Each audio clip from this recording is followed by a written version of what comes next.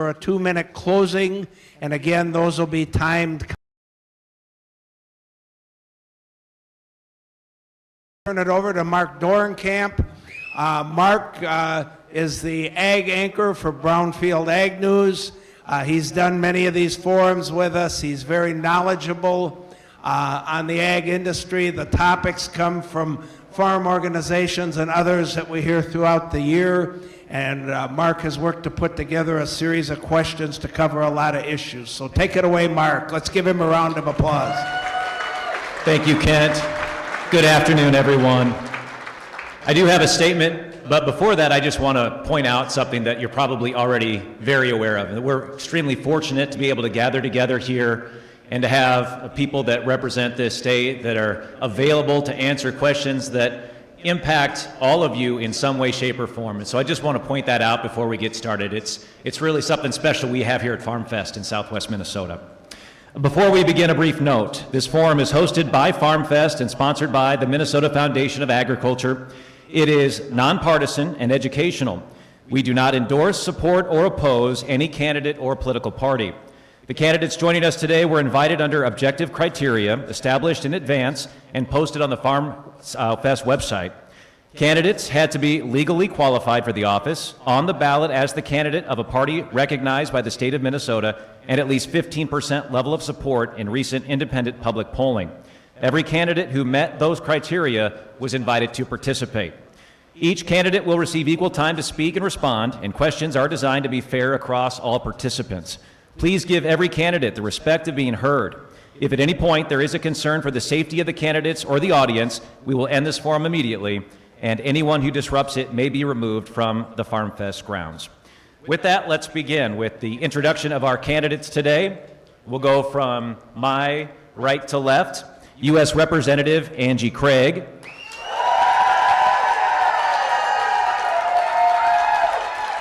Lieutenant Governor Peggy Flanagan. Republican candidate Michele Tafoya. And Republican candidate Royce White.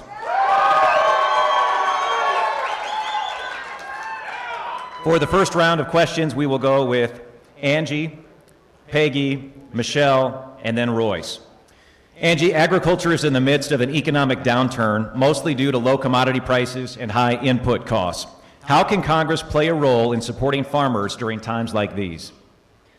Well, look, we were able to provide about $68 billion as part of a process we had last year, but we should be doing a 12-title 5-year farm bill. At the end of the day, though, we got to realize why we're in such bad stead right now. It's the across-the-board tariffs that this president and this administration have put in place. It's the war in Iran that has driven up fertilizer costs and diesel costs in this country. And the fact that this administration still hasn't gotten year-round E15 across the finish line to be able to expand these domestic markets really is just embarrassing. It's like Lucy with the football right now with this administration. So until the administration's policies are corrected, we're going to have some really tough times in farm country. And I'm sure we'll talk about ad hoc assistance, but the farmers I talk to, they want trade, they don't want aid in our country. And we have to continue to fight the bad policies, and I'm going to call them out where I see them, the balls and the strikes. Lieutenant Governor. Well, thank you so much for this opportunity to be here with you today. You know, as I'm traveling across the state and hearing from farmers, what I hear is that folks are frustrated. They simply just want to be able to sell their products at a fair price. And right now it feels like there's so many obstacles that are being put up before them. You shouldn't have to navigate the chaos simply of the weather and the chaos of Washington, D.C. We know that these tariffs, we know that this illegal war in Iran are causing a tremendous amount of instability, and we need to make sure that we are doing everything we can to bring this coalition back together. When you pull SNAP out of the ag bill, It's one of the things that fractures this coalition. Farmers across the state of Minnesota deserve a farm bill, deserve investments that absolutely put them first. We set politics aside and we fight for you, and that should be your expectation. Candidate Tafoya. Hi, everyone. Thank you for the opportunity to be here today. I am running for office because I love Minnesota, and that's something everyone in this building has in common. I love America. My husband and I chose to raise our kids here very deliberately because we love everything about this state. And I see a state right now in a little bit of pain. Now, certainly agriculture is the backbone of this state's economy. You all are so incredibly important, and I think that you're being just, straddled with way too many regulations and other things that prohibit what you're doing. It's interesting, the Farm Bill, Angie Craig voted against it. So hopefully it gets passed here. It's getting marked up in the Senate right now, and it'll get passed. Year-round E15, period, the end. And that is Congress's role to get that E15 done. As far as trade goes, I remember under Biden there were no new trade deals. Right now, in the past couple of years, we have 18 new trade deals. So I'd also like to say that I know a lot of you are really, really upset with fraud, and that's got to be cleaned up too to make everyone's lives better. Candidate White. Would you like to hear the question again? Please. Absolutely. How can Congress play a role in supporting farmers when commodity prices are low and input costs are high? The toughest thing about running for office is that in order to tell the truth, you run the risk of offending the very people you want to vote for you. But I'm going to run that risk here today anyway, because what needs to be said needs to be said. This nation was supposed to be a nation of agrarian farmers and independent shopkeepers. We're a nation in decline. The decline is not by accident. It's actually called the managed decline. Both of your political elites on either side of the aisle, your academic political elites, refer to the decline you live under as the managed decline. Why is it called the managed decline? Because they manage it. That's right. That's why I'm going to the United States Senate, to fight those people on both sides of the aisle with no equivocations and no back steps. Now, I think, as much as they say different, the people here in rural America, rural Minnesota, face the same question as the people in the cities. Do we want to continue to take the benefits and the subsidies of an overexpansive federal government and the rise of corporatism? And I hope to answer some of those questions today. Thank you. Lieutenant Governor, for this question, we'll begin with you. The Senate Ag Committee plans to mark up a skinny farm bill this week following the House passage earlier this year. The Senate version does not include language addressing California's Proposition 12, a livestock confinement law that the National Pork Producers Council opposes.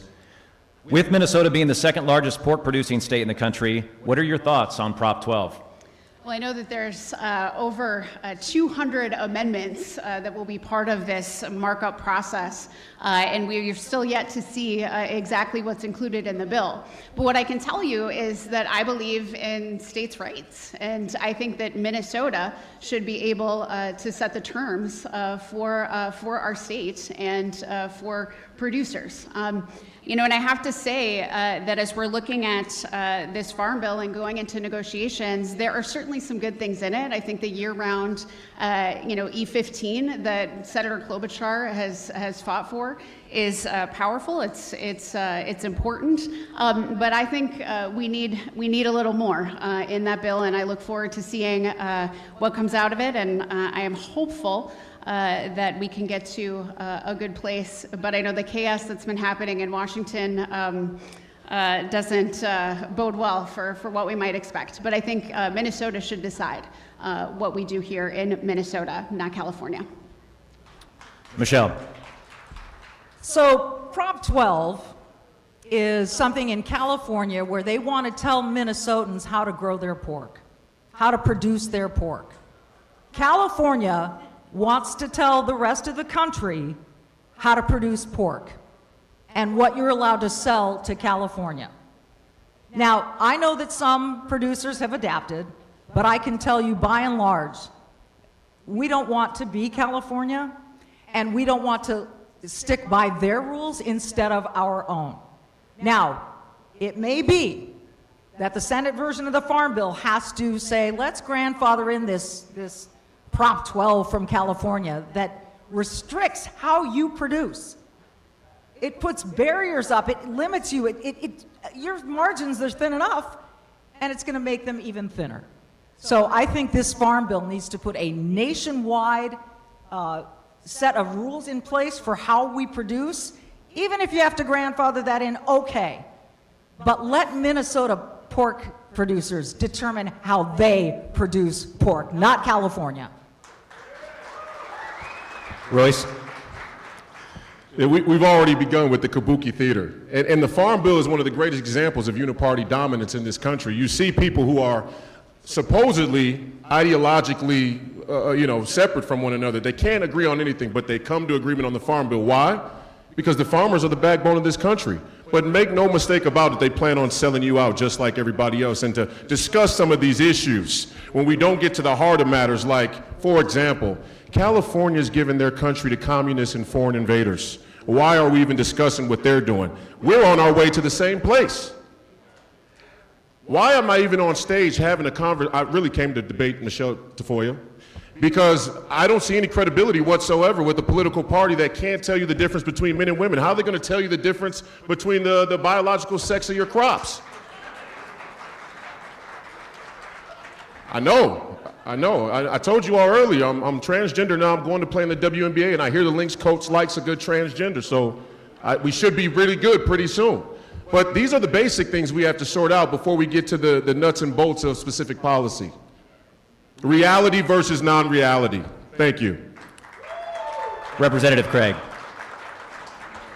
Well, I don't think anybody else on this stage knows that Prop 12 fix isn't even in the Senate Farm Bill that they're going to be marking up, because Senator Bozeman knows that it's too controversial both for the Republican Party as well as a lot of Democrats.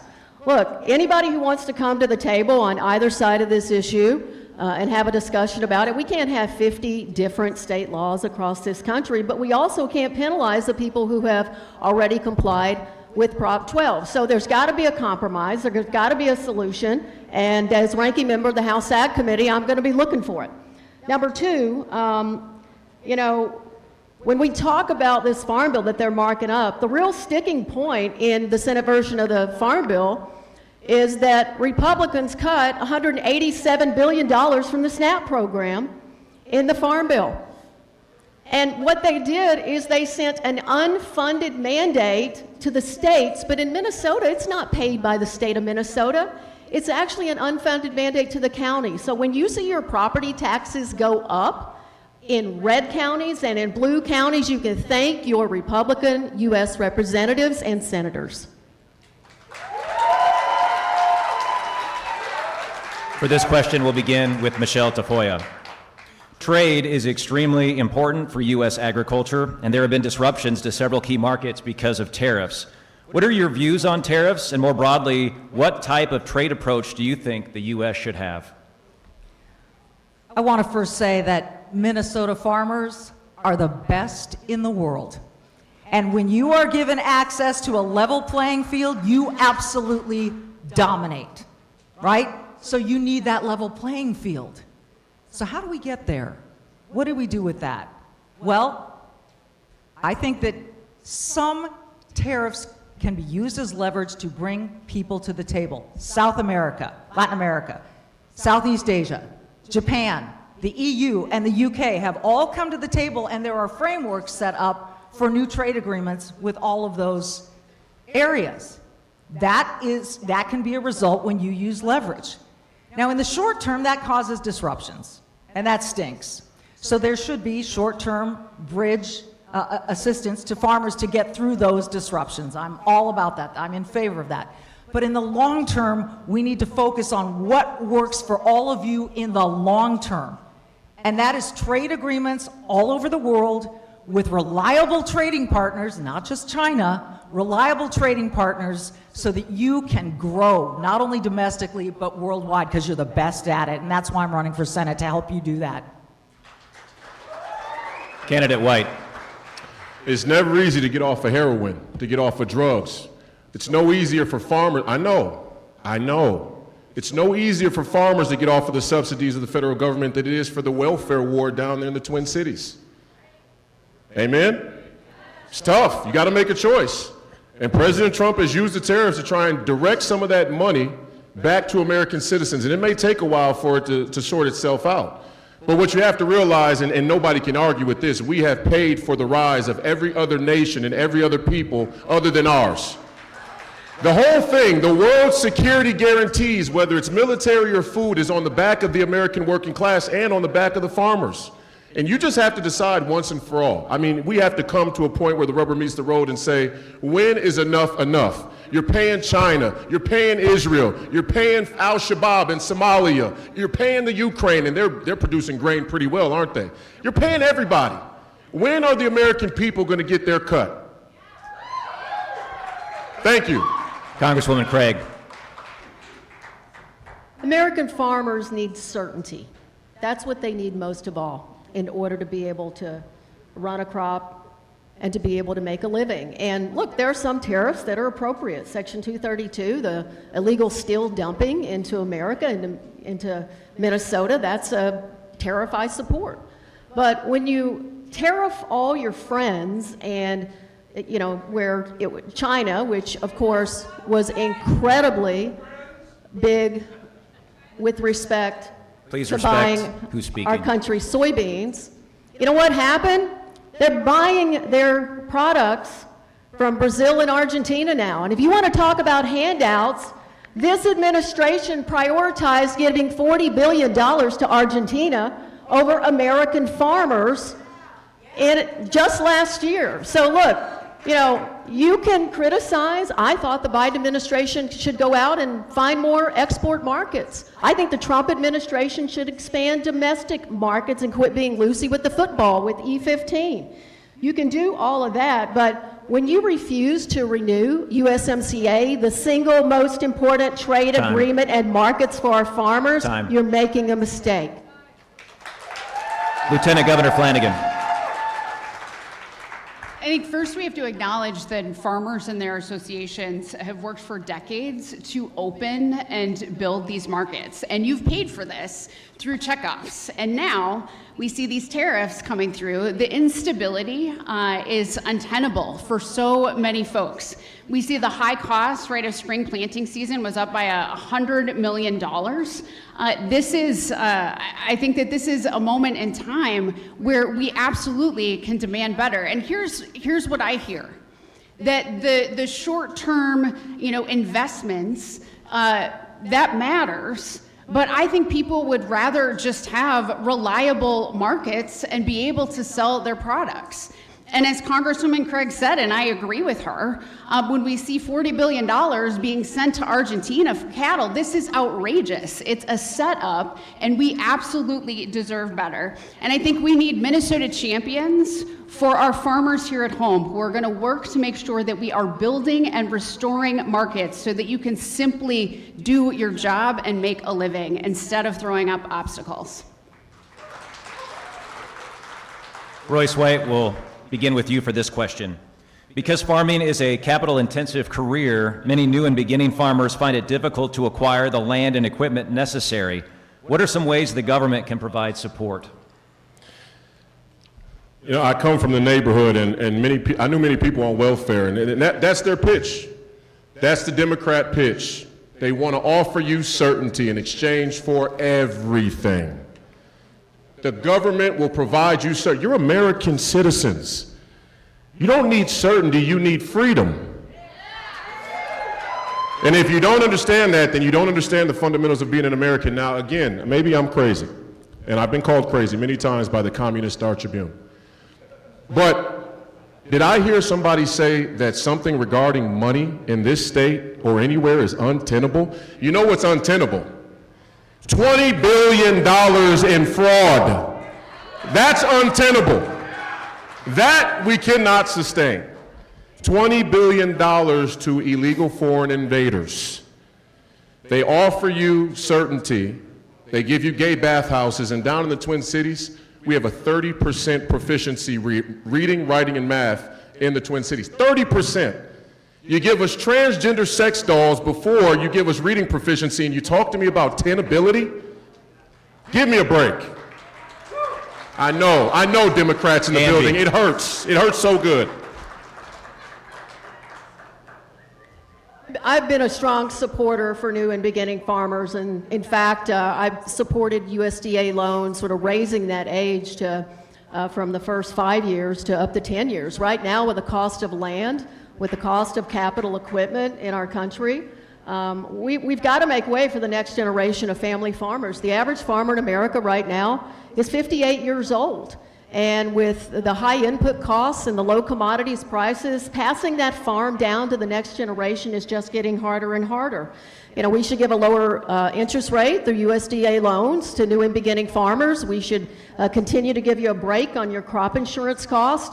These are tangible ways that we can help young and beginning farmers. And one way we don't help young and beginning farmers, because back in a session ago, we passed a bill that would allow, a land, capital, and market access program. Well, one of the first things that the Trump administration did was to cancel that program. And so this isn't prioritizing next generation family farms, and it's not prioritizing young and beginning farmers. Peggy Flanagan. So the beginning farmer tax credit that we have here in Minnesota, I think has been incredibly popular, and I think it's important. I'd like to take that work to the United States Senate, because ultimately I want folks to be able to pass their farms on to the next generation, but also when young people tell me that they want to go into farming, we absolutely have to make it accessible for them. So this is the opportunity for us for some of the additional grants and the work that Senator Smith has done on the Ag Committee. I would like to continue that good work in the Senate and on the Ag Committee as well. But I also think this starts so much earlier for our young people to want to go into farming. It starts in elementary school and high school and at the community college level. I've been at Riverland Community College talking with students there who want to build a life in farm country. But that means that they need the infrastructure, they need access to healthcare, they need good schools, and those are the things that we should also be investing in so that you can live wherever you want in Minnesota and make a good life and have opportunity. Candidate Tafoya. I've been talking to a lot of young farmers as well, and it's tough. There are a lot of barriers to entry. A couple things that do help were part of the One Big Beautiful Bill Act, which Angie Craig voted against. A couple things that are helping young farmers get access to, she voted against. Also, there was something called the Clean Transportation Standard, and this has more to do with fuels, but if young farmers want to be able to fuel their tractors and so forth, this Clean Transportation Standard that I know the Walz administration, along with Peggy Flanagan, introduced would eliminate liquid fuels eventually. So you'd have no choice but to go to batteries, which mostly are made in China. So I wonder if she's still behind that. Look, you've got to have access to capital, but more importantly than that, intergenerational farms.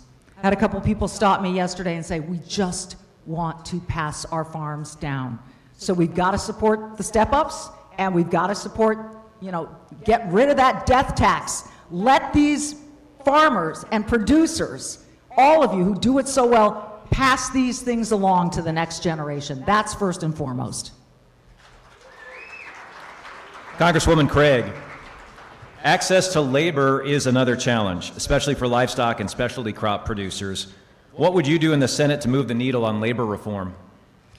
Well, look, labor is one of the top issues, if not the number one issue, when I talk to farmers across this country. And so, look, I supported the Farm Workforce Modernization Act as a member of Congress many times, expanding the H-2A visa program, making year-round labor, particularly for our dairy farmers and some of our additional specialties.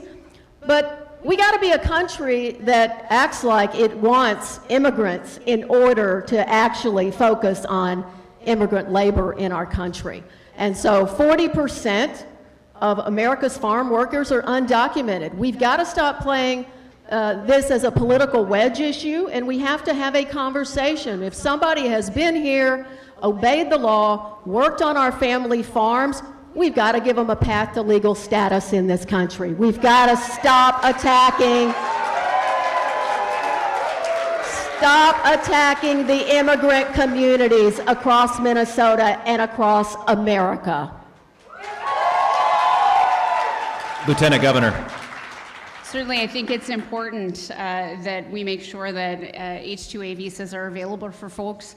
But what I would also say is that immigrants in our communities, and especially those who are working on farms, I know there's a lot of farmers who don't just consider folks workers, but they're part of their community, right? They shop in local businesses, they attend local churches, and we absolutely can do better. I think we can have an immigration system where we have secure borders, but we also have an immigration system that is grounded in safety and dignity and humanity and a pathway to citizenship for folks who have been here, who are law-abiding citizens or law-abiding folks who've been part of Minnesota. And the demonization of individuals right now is not good for Minnesota, and frankly, we can do a whole lot better. Candidate Tafoya. The far left tries to give you a false choice. They say, if you want secure borders, then we can't have any workers. It's one or the other. That's false. Now, I am not for amnesty, but I am for the Securing Agriculture's Workforce Act. I am for making conservative improvements to the H-2A law, H-2A visa, so that workers can be here for a period of time and then go back and then re-up that authorization. I am not for amnesty, as I've said. So this choice is a false choice. Farmers need workers. There's no doubt about that. Our nation also needs secure borders and laws, and there's no doubt about that. And it is not a human right to cross into this country illegally and take advantage of our systems.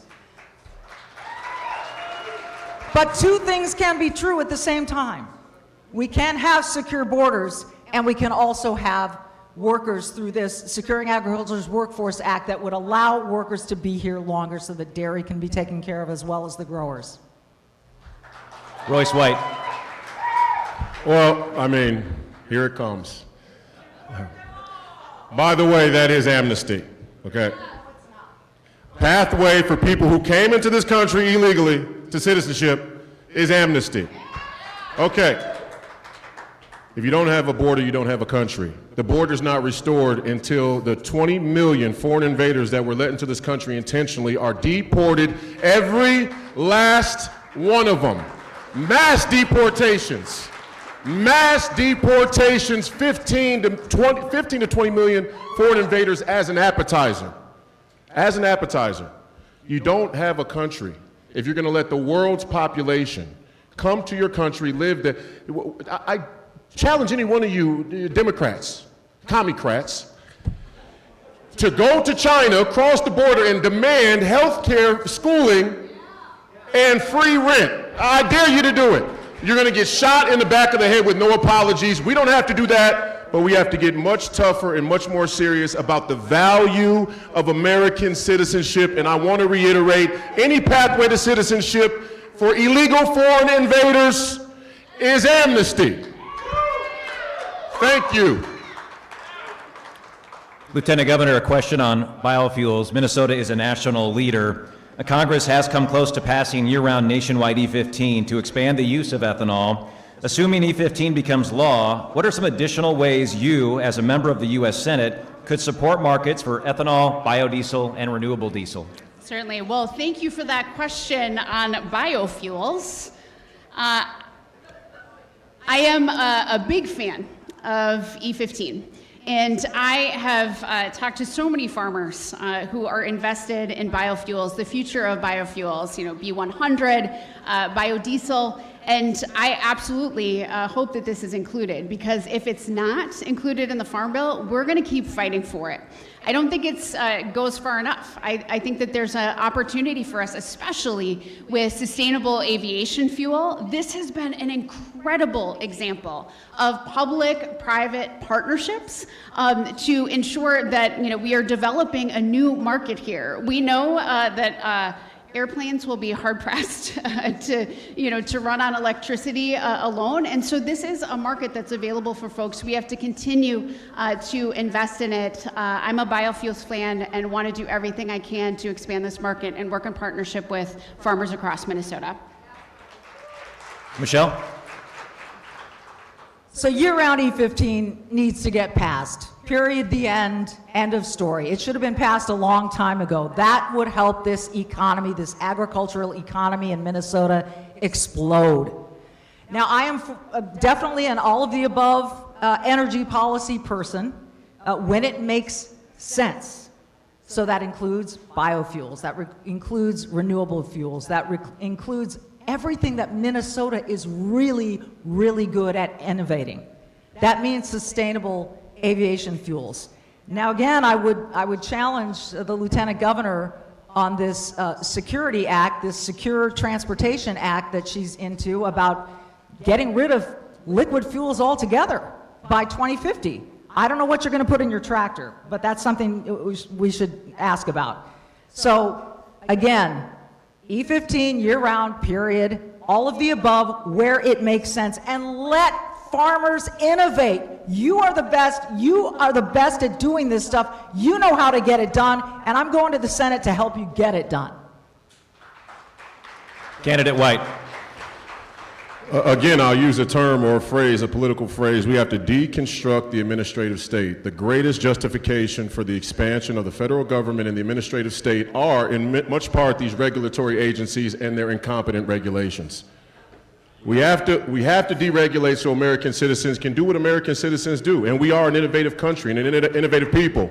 But not when you have to compete against the entire world.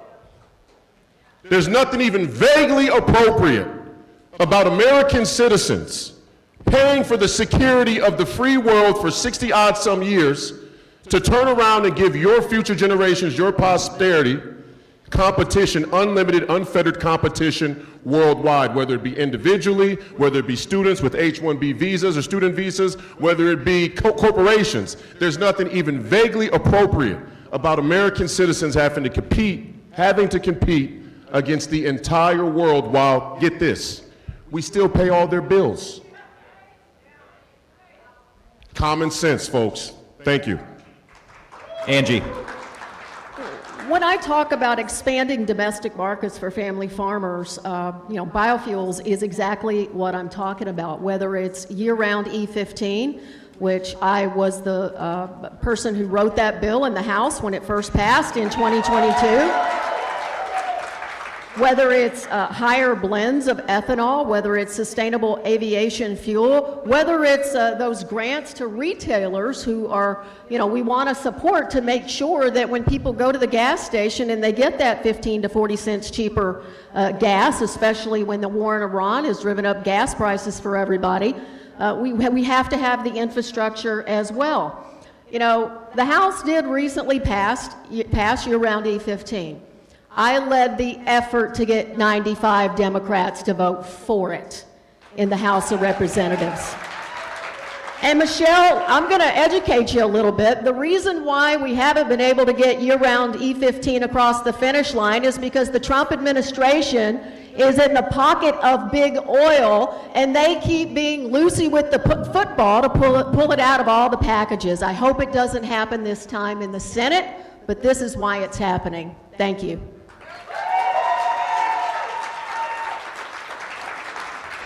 Michele, back to the Farm Bill. The nutrition title makes up more than 80% of the legislation. How would you evaluate the SNAP program, and what changes might you propose?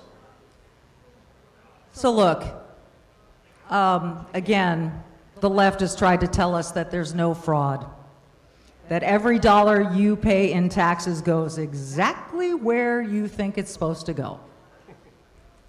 And we know now, don't we, that that's not true. Minnesota has been the epicenter of fraud in this country, to our embarrassment. And it was allowed to happen. You don't just lose accidentally $9 billion. You don't. So I think when you look at the SNAP program, yes, you know what? It does need revisions. And you know why? Because the people that need it really need it, and they're not getting it. And when you hollow it out with fraud, that does nobody any good. And taxpayers, when you're asked to pay taxes to the extent that you are, you should be confident and you should have trust that the people taking care of your tax dollars are doing it with integrity and doing it responsibly. The end. Royce. I mean, in a sane and logical world, when a particular political party that runs a state and has been running a state for a very long time loses that much money, the obvious thing for any self-respecting citizen to do would say, we're not voting for you again. Waste, fraud, and abuse, but it's not just here in Minnesota. It's fruit from the same poisonous tree nationally, all the way to the highest levels. And make no mistake about it, the McMillans and Cargills run your state. Yeah, you can hear a pin drop in here. I like that. But the Democrats, again, on the left, is so duplicitous. And this is the crazy thing about politics. You can just get up here and lie. Like, for example, under Joe Biden, they had a trifecta. And they talk about all of these downtrodden people, people who they're trying to help, people who they want to provide for. They had all three branches of government, and a tax on the top 1% of 1% never even made it out of committee. Never even made it out of committee for all their Marxist redistribution of wealth. I would love to hear Peggy Flanagan or Angie Craig answer how they had three branches and a top tax on the top 1% never even made it out of committee. Thank you.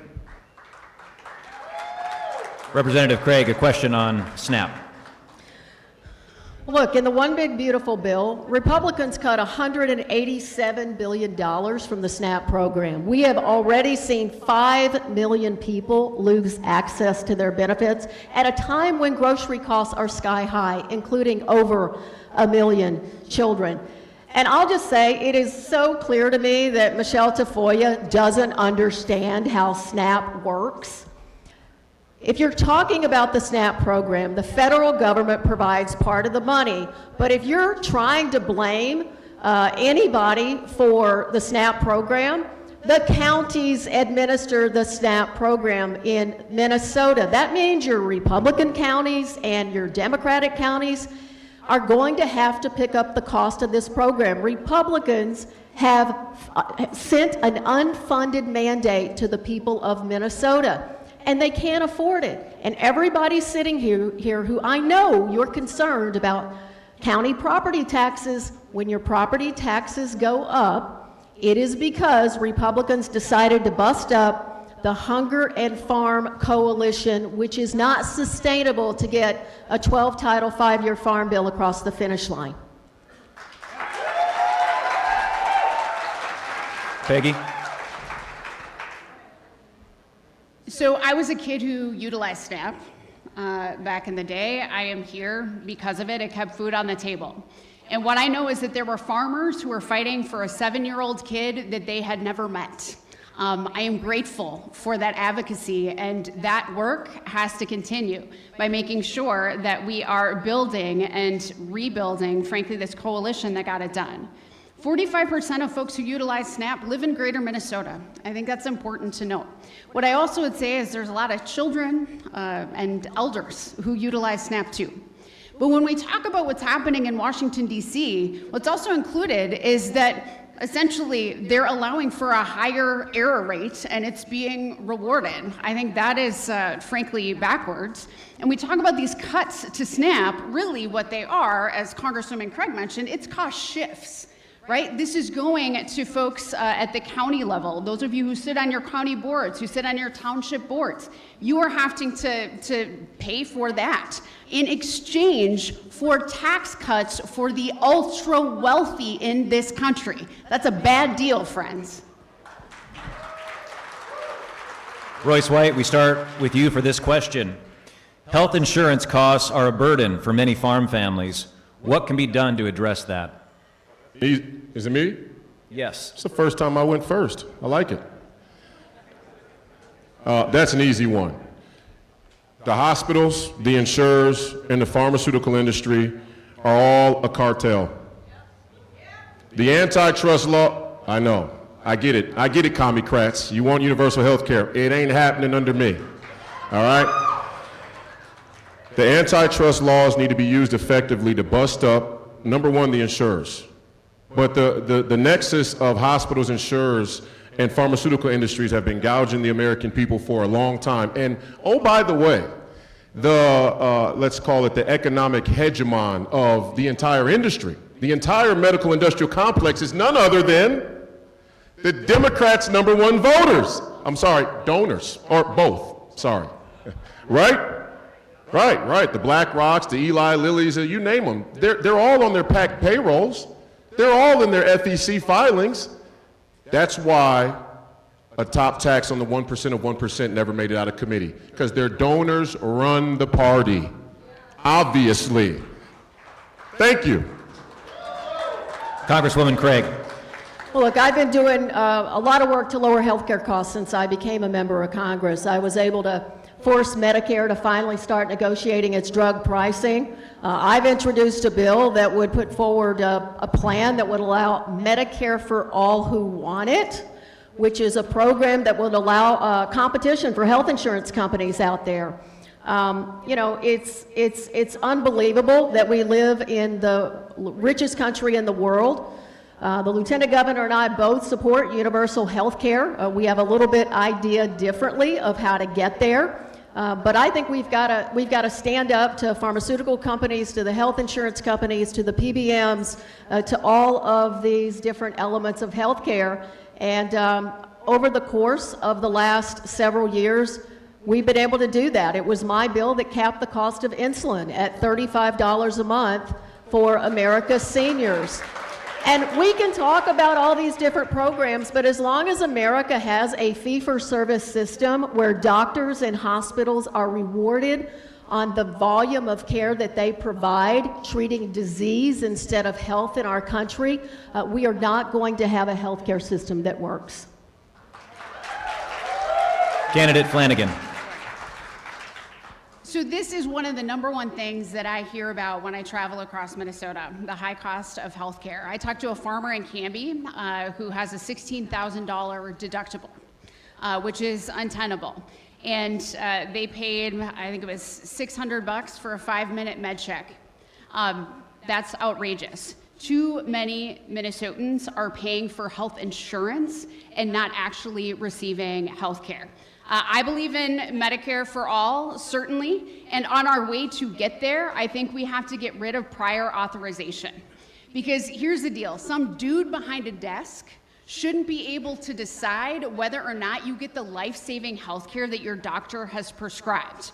Or worse yet, AI making that decision. We can absolutely do better, and these cuts to Medicaid in the big ugly bill, what those have done has forced rural hospitals to think, to close, rural clinics. We can do better, and we know that the local economy is taking a hit, again, in exchange for what? Tax breaks for people at the very top, not the folks in this room who don't need them. Candidate Tafoya. People behind desks have long been determining what you get in terms of health care. Remember the Affordable Care Act? Remember that? Obamacare was supposed to make health care accessible to everyone, affordable. Affordable is in the title. It's made it anything but. I've been talking to a lot of people out here, producers and farmers, who talk about the insane amount of regulation that you have to go through. The stacks and stacks of paper and regulation that you have to sort through that makes doing business more expensive, more cumbersome, less certain. You don't know when you're going to be able to get a certain permit. It's the same way in your doctor's office. Have you noticed? You go in and half of the time, at least half, they're punching stuff into a keyboard because it's all got to be administrative. We need to get back to basics when it comes to healthcare, and that means more transparency. You need to know what you're paying before you even walk in there. More transparency and less of this just unbelievable amounts of administrative bloat that makes it almost impossible for doctors to do their jobs. We'll start back on this end of the table. How can Congress ensure the U.S. remains a top exporter of U.S. ag products in the midst of aging infrastructure, both on roads and along waterways? Well, look, I was part of the single largest investment in infrastructure in 60 years with the Bipartisan Infrastructure Act a couple of sessions of Congress ago. And making sure that we are investing in our rural communities, whether it's our roads or our bridges or, frankly, our hospitals. I would say that, talking about the ACA, I tell you what hurt healthcare the most in the most recent past. It was not extending the ACA tax credits, and now 17 million Americans have lost access to healthcare in our country. We have to make sure that our rural communities have the infrastructure that they need to be successful, whether that is roads, highways, bridges, whether that's broadband. I've been happy to bring home millions of dollars in infrastructure investment in broadband.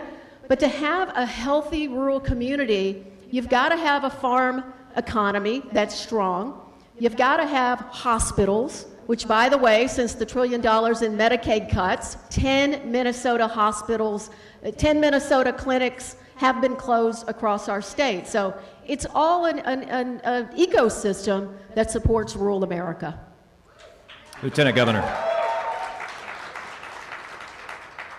So I certainly think that we need to invest in infrastructure, roads, bridges, and so many of those costs, I think can be shared by the federal government making these investments. But what I'd also say is that we are in a moment where it feels like a setup for folks. People want to be able to just afford their lives. And so when you have to drive further to see the doctor, or when you're trying to access, maternity care, and famously, right, babies come exactly on time with zero problems, right? This again becomes an obstacle for people to be able to put down roots in the communities where they want to live. So that's access to health care, to child care, to good schools, to jobs and opportunities. This is something that we all should value and should all be fighting to invest in. And that's the lens through which I see all of this work. We can't look at an individual, we have to look at the whole family, the whole community, and that should be our approach. Michele Tafoya. I think it all begins in one place, and that is with all of you succeeding, no matter what kind of commodity you're producing, no matter what you're doing. Maybe you own a trucking company. We want to see you, I want to see you succeed. And it's going to take a partnership, a public-private partnership, to make that happen. And it starts, well, I'm saying it again and again. I know this gets redundant, but yes, we do need year-round E15. We need less regulation. You cannot be bogged down by so much. You know what? I talked to a farmer, and he has operations in 6 states. And I asked him, which is the easiest state to do business in? And he said, Arizona, because they have a set of laws and rules, and as long as I follow those rules and check them off, I'm good. Until I break a rule, I'm good. I said, which is the toughest? He said, Minnesota. Because I jumped through hoop after hoop after hoop, and if I'm going to plan to build business, I don't know if that license or permit or whatever is going to take 18 months or 4 years. We've got to make it easier for you folks. We've got to partner up and make your lives easier so that you can prosper, period. Candidate White. I apologize. I'm not a polished politician. I'm not a good-looking young lady like my opponents here. I just tell it like it is, and I know it's hard to hear. A few questions back, I just couldn't believe my ears.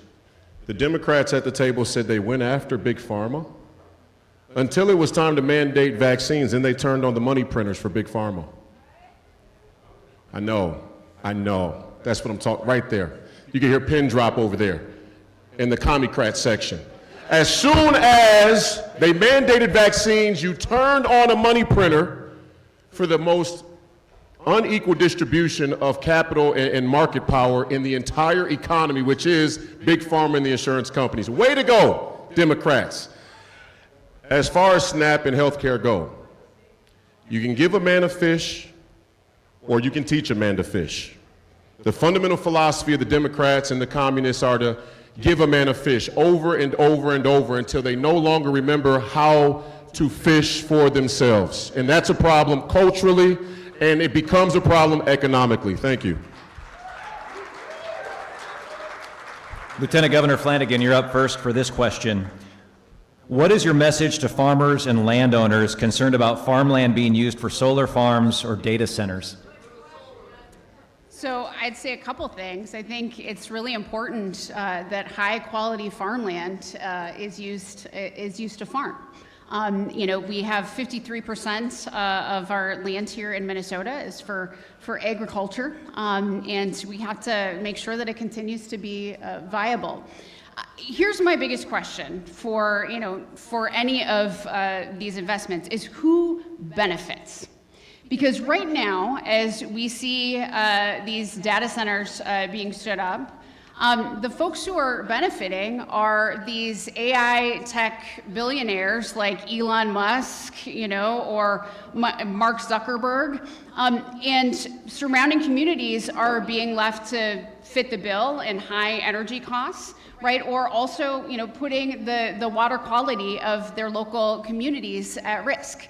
We can do better, and this is one of the places where I think there is a lot of bipartisan agreement that data centers and these investments should be good for the people of Minnesota, and folks shouldn't be left foot in the bill for these people who are making money hand over fist.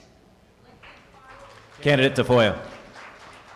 I think that with both of these things, you've got to bring it local. You've got to let landowners and the local communities have a voice in these decisions. I've talked to people who say land is very tough to access right now. And I'm driving around, whether it's Northfield or here or wherever I happen to be, and I see these massive solar farms. And I'm thinking to myself, okay, solar has yet to be proven to be completely dependable around the clock, which we should all expect. And what are they? They're saying that they want to promote wildlife areas, but they're covering these fields with these, quite frankly, ugly solar farms where I don't even know where these solar panels are made. I'm guessing they're not made here. And then what happens when they're not good anymore? What do you do with the stuff? You take it all out. Where does it go? Does it just become waste? So we're in this circular situation. Look, bottom line, landowners need to be consulted, communities need to be consulted when their land is going to be used by any of these big establishments. Royce White. No, I'm the extremist, so I'll just start by saying, as a symbolic gesture, just to throw a bone to the American farmers, we should strip the Chinese Communist Party of every piece of farmland they have in this country. The CCP, I know, I keep looking to this Democrat section to see if there's any bipartisan diplomacy to be had, and there's none. We're way past diplomacy. No, seriously, everybody's understand. We're way past diplomacy. These people will hand your country to your national mortal enemy, and they'll tell you to like it. They've done that. They've done it in business, they've done it in farming, they've gave your financial capital, the world's financial capital, to a jihadist Marxist named Mamdani. They will give your country to your enemies because they are suffering from suicidal empathy. The nexus between radical left Marxism, like my opponents at the end of the table, and radical Islam is the propensity to self-destruction and suicide. We have to make a choice. Are we going to let these people kill this country and us along with it? Thank you. Representative Craig. Well, look, there's no doubt that we have to have local communities involved from the start. And look, at the federal level, I've supported a number of reforms. I'll tell you about those. But like at the local level, transparency should be key. No big tech company should be able to start a conversation about an AI data center without involving the local community. And at the federal level, I think the tech companies should have to foot every single dollar of the bill for their energy cost if they're going to build in a community, and that we should require that under federal law. I also believe that we should require every single big tech company to build those data centers water neutral. We cannot risk the water, the Great Lakes of the state of Minnesota. Look, no one should tell Minnesota farmers exactly what they should do with their land, but what I will tell you is that right now, data centers are way over their skis, and we got to put some restrictions on them. One more round of questions before we move into closing comments, and this has to do with higher retail prices at the grocery store that we're all feeling. My question, and we'll start with candidate Tafoya, what's the balance needed to support U.S. beef producers while at the same time bringing down retail prices? Yeah, again, talking with beef producers while I was here, it's just a constant struggle of those stacking up of regulations. Like, I think a lot of people are okay, you say, okay, give me something finite. Give me something finite I have to deal with. Like, how much are you going to tax me? But those regulations continue to stack up, and they sneak up on you, and suddenly you can't do what you want to do anymore. So I'll tell you one thing that won't work. Community, public-run grocery stores like Mamdani is opening in New York. Those are not going to work. Okay, that is not the way. I just feel so strongly about supporting the agricultural community and your right to produce in a way that is legal, in a way that is clean and safe, and you are the ultimate conservationist. You don't need to be told how to do that. And in a way that allows you to expand domestically and overseas and prosper. That's it. That's why I'm running. I want to be there for you. I want to partner with you. Candidate White. Again, I'll say, I come from the cities, but Minnesota is only a stone's throw from rural Minnesota anyway. We have that luxury. I didn't come here to kiss the farming community's ass. I didn't. The reason is you're the backbone of this country, whether we like it or not. Your work, your role, your fundamental role in this country justifies itself. Yes, your work justifies itself, but the question is, do you believe that? And I'm just going to take a second to say something unrelated to beef prices, because we're running for United States Senate. Everybody talks about how politics don't work in this country. We want to see things change, but we vote in the incumbents 95% of the time. Incumbent, recruited by the incumbents. When you start voting in outsiders, you have a shot in hell of actually changing something. And until that becomes a fundamental part of our culture, you can expect the exact same set of BS answers that get you none of the results you are interested in. Candidate Craig. Look, it's a significant issue. People are having to choose between buying groceries and paying the rent or the mortgage in our country. And so, look, I always have a great dialogue with my beef cattle producers. Your pricing has been terrific. It's been great. But in order to protect many of these markets, we have to make sure that USDA has a strong program for animal and plant health. And the truth is that this administration, in 1 year's time, cut 25% of the APHIS staff across America, including many, many, many in Minnesota. We also can't forget that, HPAI is still out there. And so when you don't have a vaccine strategy, when you don't have the scientists there to make sure that New World screwworm can be controlled, these are the realities. It is the federal government's responsibility to make sure that we are keeping our farming community going. And without the investment in animal health, you see situations like New World screwworm. Screwworm. They actually cut a program to control it in Central America before the outbreak here in this country. That is the role of the federal government. Candidate Flanagan.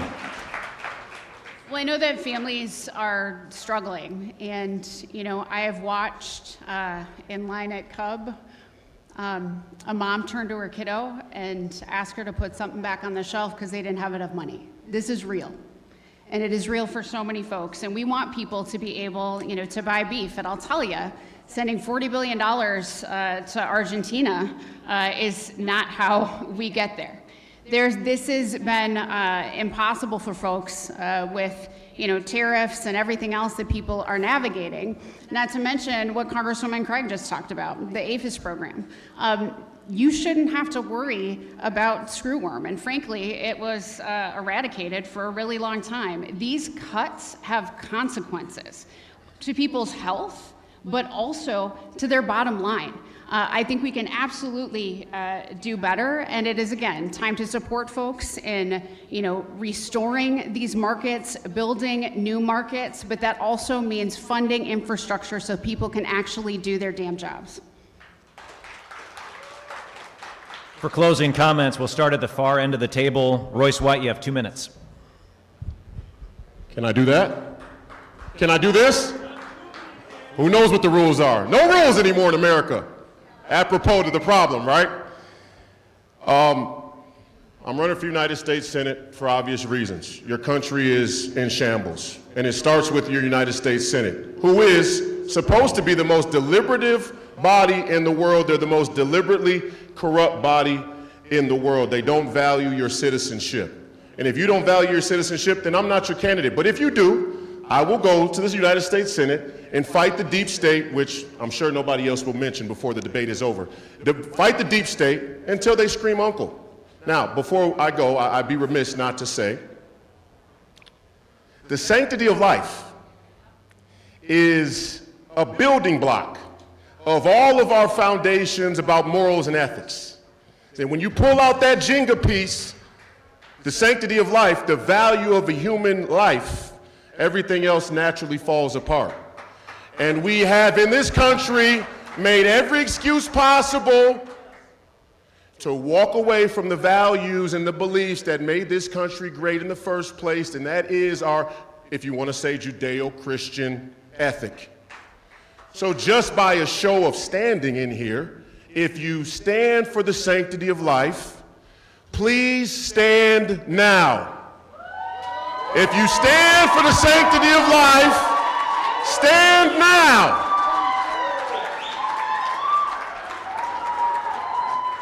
There's only one candidate on this stage that stands for the sanctity of life, and there's your poll. Michele Tafoya. So I'm going to let the attackers attack, and that's fine. That tells me that I'm probably doing a couple things that are over the target. I want to tell you something. I wasn't recruited to run for anything. I've been thinking about this for years, and Please show some respect. that's nice. I've thought about this for years, and every candidate on this stage knows what it takes and how hard this is. Why would I choose to put myself, my family, on the line this way? Everyone goes through this stuff, and you know why I made that choice? So I could represent Minnesota better. We have not had great representations here in the state in St. Paul. Certainly they've let us down with the frauds. Certainly they have. And are we going to teach our kids I have two, 20 and 17. Are we going to teach them that it's okay to allow fraud, to embarrass our taxpayers, to steal from the people who actually need it, and to hollow out programs because some people wanted your cash? They wanted your cash, they stole your cash, and some people let this happen. Do they deserve promotions? Do they deserve raises? Look, we can do so much better. And it starts with integrity. And it starts with being able to put yourself out there and say, I'm going to take the barbs, I don't care, because there are some basic, fundamental, common sense things in Minnesota that have to get straightened out. I do know the difference between a man and a woman, and men should not be playing in women's sports, period, the end.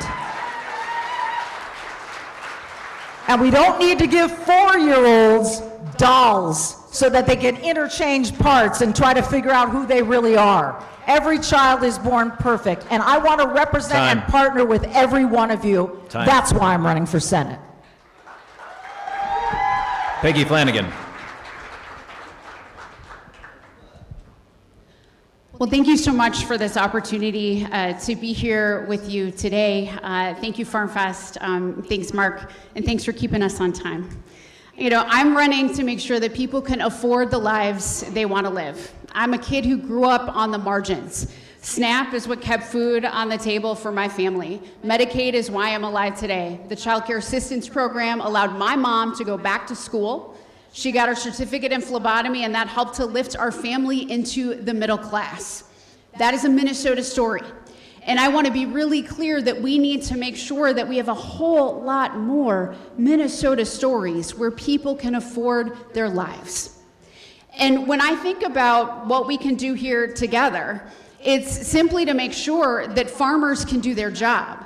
The instability, the chaos that is happening in Washington, D.C., you shouldn't have to navigate that in addition to navigating the weather and these drought conditions. We should make it easier for you to be able to make a living.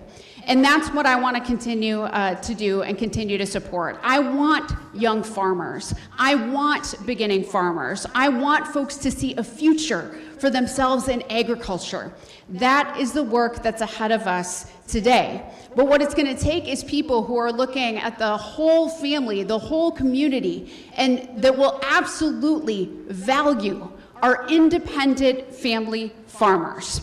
I think you should have access to health care, and I think universal health care is the way to go. I think you should have access to child care in your community, things like paid family and medical leave and raising wages. But what I also know is that these big corporations, I'm not taking a dime of corporate PAC money because I want to be beholden to you as Minnesotans and no one else. And we've got some folks who are leaving the United States Senate. Tina Smith, who's retiring, and Senator Klobuchar, that I think's got a pretty good shot at being our next governor. Those are two leaders who are serving on the Ag Committee. I am eager to serve on the Ag Committee and want to champion the voices of Minnesota's farmers in Washington, D.C. I'm Peggy Flanagan. I ask for your support and I ask for your vote. Thank you so much. Angie Craig. Well, thank you. Family farmers and working families in this country right now are both hurting. You know, my grandfather was a farm foreman. He lost his job in the 1980s when the farmer lost the farm. I know what it's like to live in a family where that happens. Right now in the Midwest, farm bankruptcies are up 70%. I came back from my last election as one of the least senior members of the Democratic Party, and I ran for ranking member of the House Ag Committee because I wanted to fight for every single one of you in farm country and in rural communities. You know, I've always called the balls and strikes. Farm bankruptcies, 70%. This is no golden age in agriculture, nor is it a golden age for farm families. You know that. And I know many of you in this room you didn't vote for what you're getting out of Washington. You didn't vote for the illegal tariffs. I sure didn't. You didn't vote for a war in Iran that's driving up diesel costs as well as fertilizer costs. You didn't vote to end our international markets and piss off our best friends when it comes to international trade. You didn't vote to make sure that every time E15 gets to the finish line, Donald Trump and Republicans cave to big oil. You know, we are in a spiral right now of ad hoc assistance in the farm economy. What we need is good farm policy, not ad hoc assistance. We've got to stand up to the ag monopolies in our sector. I grew up too, a lot like Peggy, the child of a single mom. I've worked for 8 years, only been elected for 8 years, to make sure that family farmers have a seat at the table. I'm the head of the Ag Committee for the House. I will definitely be on the Ag Committee in the Senate, and I would love to have your support on or before August 11th. Thank you.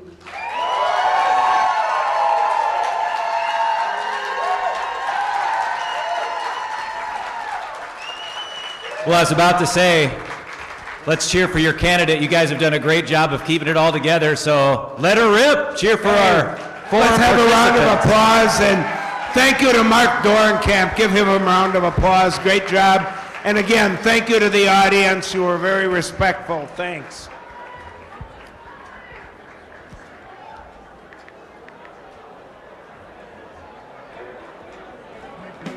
Thanks, Royce. Good to meet you.